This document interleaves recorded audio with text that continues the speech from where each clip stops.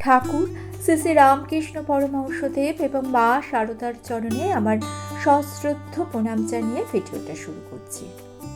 মানুষের মতো বিচিত্র অদ্ভুত প্রাণী বোধহয় আর কোথাও নেই। প্রতিদিন নানা ধরনের মানুষকে নিয়ে আমাদের পথ চলতে হয়। এক একজন মানুষের বৈশিষ্ট্য এক এক রকম। পরিস্থিতি এবং পরিবেশ অনুযায়ী মানুষের স্বভাবও কিন্তু চেঞ্জ হয়। তবে কিছু কিছু মানুষ আছে দেখবেন, যাদের সঙ্গে কথা বললে কিন্তু মনটা প্রশান্তিতে পড়ে যায়, মনে হয় অনেক দিন পর মনটা হালকা হলো। আবার কোনো কোনো মানুষ চরম বিরক্তির কারণ। তারা আপনার মনে শান্তি তো দেয়ই না, উপরন্তু আপনার মনকে অশান্ত করে তোলে। মন যদি অশান্ত থাকে, বিরক্তিতে পূর্ণ থাকে, তাহলে যে কাজই আপনি করুন না কেন, কোনো কাজই সঠিক হবে না। পরিশ্রম করলেও মনের মতো ফল আপনি পাবেন না। সময় এবং পরিশ্রম দুটোই আপনার বৃথা যাবে। আপনার মনে একটা দ্বন্দ্ব তৈরি হতে পারে, কারণ আপনার মনে প্রশ্ন জাগতে পারে যে প্রত্যেক মানুষের মধ্যেই তো ঈশ্বর আছে, তাহলে এত বিরোধ কেন, এত ভাগাভাগি কেন? এ প্রসঙ্গে একটা ঘটনার কথা উল্লেখ করি। একদিন দক্ষিণেশ্বরে ঠাকুরের কাছে উপস্থিত রয়েছেন অনেক ভক্ত। নরেন্দ্রনাথ, গিরিশচন্দ্র ঘোষ, হরিপদ, বলরাম সহ অনেকেই রয়েছেন। নরেন্দ্রনাথ দত্ত মনে করেন না মানুষ ঈশ্বরের দেহ নিয়ে অবতার হন। আবার গিরিশচন্দ্র ঘোষের দৃঢ় বিশ্বাস ঈশ্বর যুগে যুগে অবতার হয়ে আসেন এবং মানব দেহ ধারণ করেন। ঠাকুরের ইচ্ছে হলো এ সম্বন্ধে দুজনের বেশ একটা বিচার হয়। ঠাকুর নরেন্দ্রনাথ এবং গিরিশচন্দ্র ঘোষকে উদ্দেশ্য করে বলছেন, একটু ইংরাজিতে দুজনে বিচার করো দেখি। নরেন্দ্রনাথ বলছেন, ঈশ্বর অনন্ত, তাকে ধারণা করা আমাদের সাধ্য কি? তিনি তো সকলের মধ্যেই রয়েছেন, শুধু একজনের ভেতরে এসেছেন আর অন্যদের মধ্যে নেই, এমনটা কিছুতেই হতে পারে না। অন্যদিকে নাট্যকার গিরিশচন্দ্র ঘোষের স্থির বিশ্বাস ঠাকুর স্বয়ং ঈশ্বর।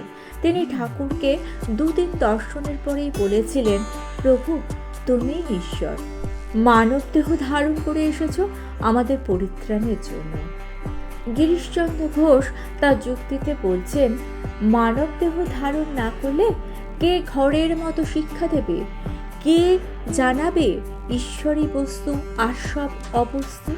কে এই পৃথিবীর দুর্বল সন্তানকে হাত ধরে তুলে ধরবে? কে কামিনী কাঞ্চনে আসক্ত মানুষকে আবার অমৃতের অধিকারী করবে?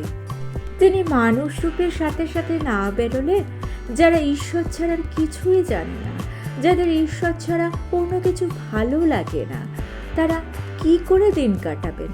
ঠাকুর সব শোনার পর বললেন, নরেনের যা মত আমারও তো তা মত। তিনি তো সর্বত্রই রয়েছেন, তবে একটা কথা আছে, শক্তি বিশেষে।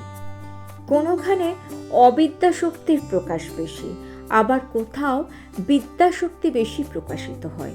কোনো আধারে শক্তি বেশি থাকে, আবার কোনো আধারে শক্তি কম থাকে। তাই সব মানুষ সমান হয় না। সেই জন্যই দেখা যায় কোনো মানুষ অবতার রূপে পূজিত হন, আবার কোনো মানুষ আপনার জীবনকে উলট পালট করে দেয়। তাই আপনাকে বিচার করতে শিখতে হবে। যারা আপনার বিরক্তির কারণ, ঠাকুরের নির্দেশ তাদের এড়িয়ে চলাই শ্রেয়। আপনার দুর্বলতাকে যিনি আঘাত করছেন, আপনার অসহায়তাকে যিনি উপহাস করছেন, তাকে এড়িয়ে চলুন। যুক্তি ও বুদ্ধি দিয়ে বোঝাতে গেলেও যিনি নিজের ভুল মেনে নিতে পারেন না, তাকে আপনি এড়িয়ে চলুন। যিনি মনে করেন তিনি যা জানেন সব ঠিক আর আপনারটা বেঠিক, এরকম অহংকারী মানুষকে এড়িয়ে চলুন। তবে জানবেন, যিনি অন্যকে সম্মান দিতে পারেন না, তিনি নিজেও কিন্তু সম্মান পাওয়ার যোগ্যই নয়।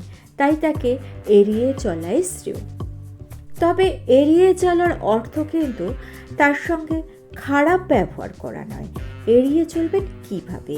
এড়িয়ে চলার প্রধান উপায় আপনার কর্মব্যস্ত জীবনযাপন। তার জন্য আপনি সব সময় কাজের মধ্যে থাকুন। যে কাজ আপনার সবথেকে বেশি ভালো লাগে, যে কাজ আপনাকে আনন্দ দেয়, সেই কাজটিকেই আপনি বেছে নিন।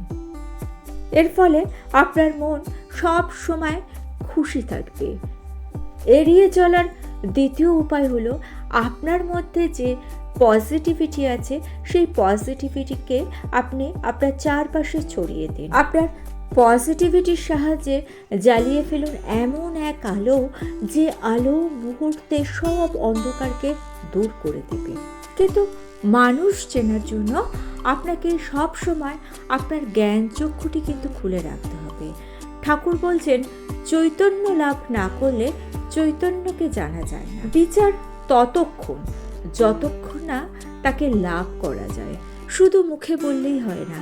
তিনি যদি তার মানব লীলা দেখিয়ে দেন তাহলে আর বিচার করতে হয় না, কারোকে কিছু বুঝিয়েও দিতেও হয় না।